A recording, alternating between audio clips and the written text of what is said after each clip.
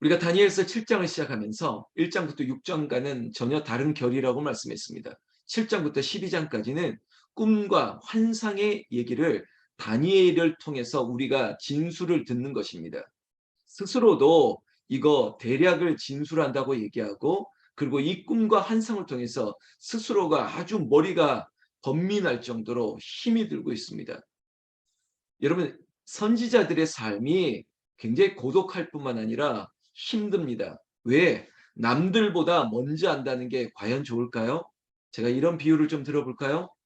죽음을 먼저 안다는 것이 얼마나 힘들고 공포스러운 일인 줄 아십니까? 이런 거죠. 자, 너의 삶은, 너의 생명은 이제 한 달, 정확하게 한 달 남았어 라고 하는 그 통보를 받았을 때 그 마음은 어떻겠습니까?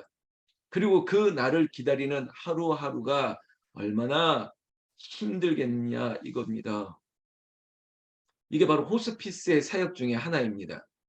대부분 어떤 마지막 날을 통보받고 그 날을 기다리는 그 당사자의 삶, 그리고 그 통보를 받았던 그 가족들의 삶이 힘들다는 것입니다. 여기에 하나님의 은혜가 없다면, 여기에 예수 그리스도의 사랑이 없다면 이 모든 시간들이 참 어렵습니다. 근데 이 은혜가 임하고 사랑을 깨닫게 되면 이 통보받은 한 달이, 예를 들어서 한 달이 준비할 수 있는 시간이 되는 역전하는 감사가 일어납니다. 하나님, 죄 사함을, 그리고 하나님께 드리지 못했던 모든 것들을 준비할 수 있는 시간이 허락된다라고 하는 이미 생각의 전환, 역전이 일어나는데, 이 전환이 참 어려움에도 불구하고 성령께서는 그런 일을 하실 수 있다는 것입니다. 여러분, 저와 여러분들에게도 선지자적인 어떤 하나님의 계시, 꿈이 알려졌습니다. 아니, 저에게 또 다른 비유, 저 개인에게 있어서 저의 미래적인 일뿐만 아니라 공동체, 교회의 미래를 보여주셨는데, 근데 그 미래가 만약에 암울한 아주 고통의 시간들을 걸어가야 되는 것들을 보여주셨을 때 이게 너무 괴로울 수 있는 것이죠. 그래서 구약의 많은 선지자들, 뭐 대선지서나 소선지서에 기록된 많은 선지자들의 삶이 고통스러운 거예요. 어떤 선지자는 한쪽으로 누워서 자야 되고, 어떤 선지자는 그가 정말로 미친 척, 그의 삶이 저 사람이 왜 저렇게 옷을 입고 다니지? 왜 저런 사람은 저런 것만 먹고 지내지? 왜 저 사람은 그렇게 울면서 지내야 되지? 라고 할 수 있는 근본적인 이유 중에 하나가 이거예요. 남들이 모르는 것을 먼저 봤습니다. 근데 그 미래적인 일이 고통스러운 일이라는 것을 보면 더 괴로운 거예요. 그리고 심지어 제가 누군가에게 당신의 미래는 이렇습니다. 당신은 끌려갈 것입니다. 당신은 병이 들 것입니다. 당신은 누군가에게 해를 당할 것입니다. 이런 얘기를 하는 게 과연 편할까요? 평안하지가 않습니다. 근데 그렇게 할 수밖에 없는 삶, 그것이 하나님의 나에게 맡겨진 사명이기 때문에 싫은 소리도 해야 되고, 여러분, 구약의 선지자들이 항상 박수 받는 일이 아닙니다. 미움을 받는 거예요. 남들은 다 잘 된다 그러는데 왜 너만 그렇게 안 된다는 일을 해?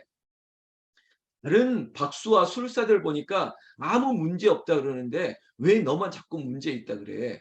그리고 왜 너만 나에게 왜 이렇게 지적을 하는 거야? 맞죠? 좋다, 좋다. 아, 가하다, 가하다. 예, 예, 예 하는 것만이 좋을까요? 아니죠. 누군가는 아닙니다. 그거 아닙니다. 그렇게 말하는 거 아니에요. 그가 틀렸습니다. 말할 수 있는 깨어있는 선지자적인 영이 또 필요하지 않습니까? 그런 면에 있어서 지금 다니엘도, 여러분, 다니엘이 선지자예요. 다니엘이 꾼 꿈은 지금 그가 속해 있는 이 땅에 일어날 일들입니다. 그리고 이방의 왕이지만 나에게 선대를 베풀었습니다. 나에게 자리를 줬습니다. 나에게 기회를 줬습니다. 나에게 의를 베푸는 사람입니다. 근데 그 왕에게 지금 이 나라에 미래에 큰 일이 닥칠 것을 미리 알았습니다. 10년 전부터 알았습니다. 이것들을 준비해야 되는 다니엘은 머리가 복잡할 수밖에 없는 것입니다. 그리고 이 말을 어떻게 전달해야 되지? 과연 이 얘기를 저 사람이 깨달을 수 있을까? 이 말을 듣고 저 사람은 어떻게 반응할까? 온통 복잡하겠죠. 여러분 좀 공감을 하시는지 모르겠습니다. 많은 얘기를 전달해야 되는데 이거 힘들어요. 오늘 15절 말씀도 마찬가지입니다. 나 다니엘이 중심에 근심하며 마음에 근심이 왔습니다. 그리고 내 머릿속의 환상이 나를 번민하게 했습니다. 마음과 머리가 지금 우리의 표현을 한다면 뭐 깨질 것 같은 거예요. 마음이 정말 두근거리고 걷잡을 수 없는 심령 가운데 그게 개인의 일이 아니라 이 나라와 민족을 향한 일이기 때문에 더 그렇다는 것이죠. 어제 다니엘서 7장을 시작하면서 다니엘이 꾸었던 이 꿈의 내용이 무엇입니까? 사방에서 바람이 몰아와 한 바다에 함몰되고 근데 거기서 마치 네 가지 짐승이 연달아 일어나기 시작했습니다. 뭐 사자, 곰, 표범 이런 것들이 툭툭툭 나왔죠. 이 꿈이 대략이 무엇일까? 이것이 무엇을 말하는 것일까? 제가 어제 저도 그런 표현 대략을 이렇게 얘기했습니다. 앞으로 세계에서 일어날 이 땅 가운데 일어날 큰 권세자들이 일어날 것인데 근데 그 세계사의 역사처럼 갈수록 더하는 거예요. 세상은 시간이 흐를수록 더 악해지고 더 잔혹해지고 그전보다 더 악독한 권세자들이 등장할 거라는 것을 대략을 얘기했습니다. 그것이 바벨론, 그것이 페르시아, 그것이 헬라, 그 또 다른 마지막 로마에 이르기까지. 로마는 예수 그리스도를 죽이려고 했던 그 당사자였죠. 여기까지 일어날 일들입니다. 지금 벨사살 왕이든 나와 함께 있는 이 민족도 얼마 있으면 망할 것을 아는 사람은 너무 힘든 거예요. 다니엘 계속 볼까요? 16절에 보면 내가 그 곁에 모셔 선 자들 중 하나에게 나아가서 여러분 그가 꿈에서 보았던 그를 향해서 둘러섰던 하나님의 사자들 중에 한 사람에게 이것이 어떤 일입니까? 앞으로 이것들이 어떻게 일어날 일입니까? 물었습니다. 그때 그 일의 해석을 알려주면서 다니엘에게 이렇게 말해줬습니다. 17절 그 큰 내 짐승, 내 큰 짐승은 세상에 일어날 내 왕이라 이거예요. 이 근거를 가지고 우리는 해석을 하는 것이요. 앞으로 일어날 세상의 큰 왕입니다. 제가 조금 전에 얘기했던 개관적으로 얘기했던 바벨론의 느부갓네살처럼 그리고 페르시아의 그리고 나아가서 그리스 헬라의 그리고 로마의 황제들 그 황제들이 스스로 공통적으로 했던 게 뭔지 아십니까? 내가 신이다라는 것입니다. 여러분 북한도 마찬가지예요. 주체 사상이라는 것은 내가 곧 신이라는 거예요. 그래서 주체 사상은 이거는 이념이나 이데올로기가 아니라 결국은 종교예요. 종교. 내가 곧 신이다 이거예요. 그래서 신처럼 받드는 거예요. 여러분 신성화 작업 아니겠습니까? 위대한 수령 동지가 하늘의 메시아와 같은 존재입니다. 그걸 어릴 때부터 세뇌받으면 신적인 존재에서 이런 많은 이단들 보십시오. 이단들이 공을 들이는 게 뭔지 아십니까? 아이들이에요. 아이들. 별 이단들이 많습니다. 뭐 돌나라 같은 마치 뭐 돌나라 선생님의 애를 낳아드릴게요. 애기가 이런 노래를 부르면서 어릴 때 봤던 그 교주가 신이라고 생각하니까 그 신이 나에게 어떤 요구를 해도 들어줄 수밖에 없습니다.